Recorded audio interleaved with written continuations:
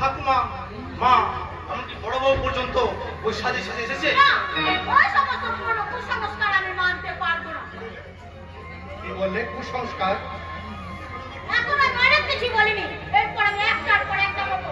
শোনো ভাস্কর, আজ এক্ষুনি এই মুহূর্তে তুমি আমাকে এই বাড়ি থেকে নিয়ে পৃথক হয়ে যাবে। তোর এত সাহস, আমার সামনে তুই আমার বাড়ির বই গায়ে হাত তুলে হতে ভাগা?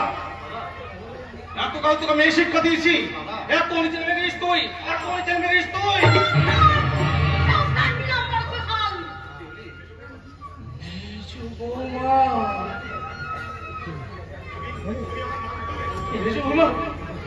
তুমি কি করলি?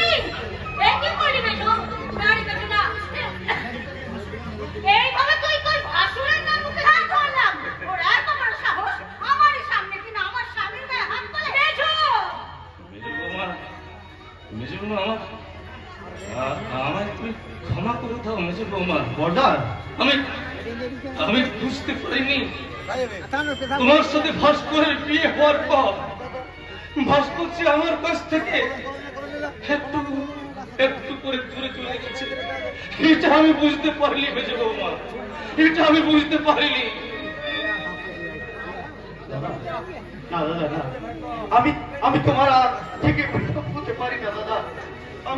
আমি চিরদিন তোমার ভাই হয়ে থাকতে চাই। কিন্তু আমার মন বলছে তুই তুই আমার এই বুক থেকে একটু একটু করে দূরে চলে গেছিস রে ভাস্কর। দাদা, কেউ যেন তোর হাত ধরে আমার কাছ থেকে তোকে দূরে নিয়ে যাচ্ছে ভাস্কর। মেজো মা, আর কখনো কখনো আমি তোমার স্বামীর গায়ে হাত দেবো না মেজো বৌমা। তুমি আমার এই শান্তির সংসারটাকে ভেঙে টুকরো টুকরো করে দিও না মেজো বৌমা। আমি তোমার কাছে হাত জোড় করে ক্ষমা চাইছি মেজো বৌমা। আমার এই শান্তির সংসারে তুমি চিতার আগুন জ্বেলে দিও না মেজো বৌমা, তুমি চিতার আগুন জ্বেলে দিও না।